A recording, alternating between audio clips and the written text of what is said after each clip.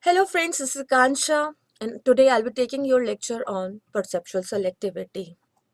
So friends, in the last lecture we've studied that what perception is, and as I've told you that perception involves your input, processing and output. And I also told you that the external stimuli and external environment is similar for all of us, but we all give it different meaning and we perceive similar phenomenon in the different way.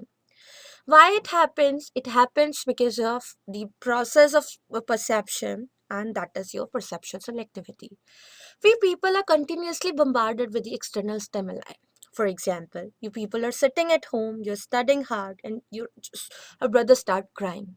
And then after your sister comes with the coffee, and the aroma of the coffee attracts you. And suddenly you listen to the voice of somebody screaming outside. It is not possible for human to pay equal attention to all these external stimuli, and we select few and we filter out rest. So what are the factors which works behind the selectivity of few stimuli and we filter out rest of them? This process is known as perceptual selectivity. So perceptual selectivity can be defined as a tendency to perceive only certain aspect and ignoring other things in the external environment. Perceptual selectivity is caused by various external factors and internal factors too. External factors are the factors which are present in the stimuli itself, and internal factors are the factors which are present in the perceiver. So now we are discussing in this lecture we will be discussing about external perceptual factors. So the external factors in perceptual selectivity are like size. The size are the characteristics which may affect perceptual selectivity. Bigger is the size, more are the chances of selecting the external stimuli.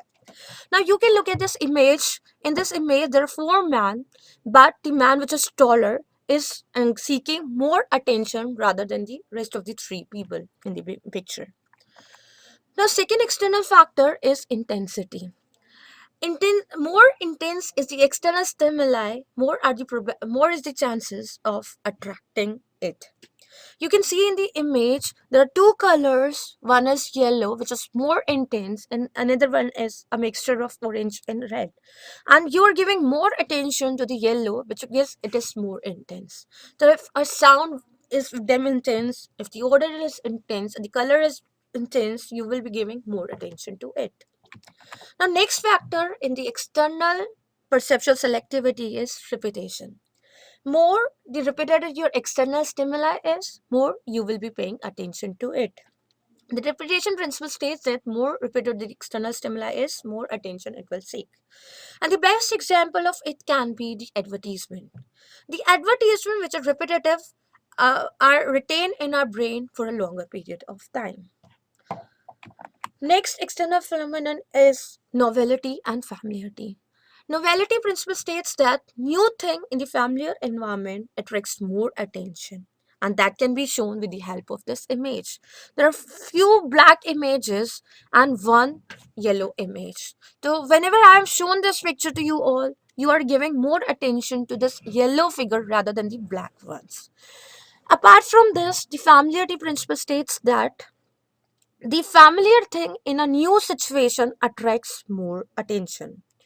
And the same principle is used in the organization in the form of job rotation.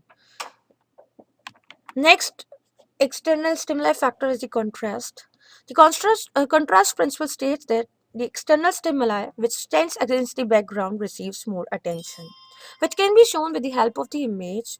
You see the black colored man which is standing against the contrast, the background image is seeking more attention of yours.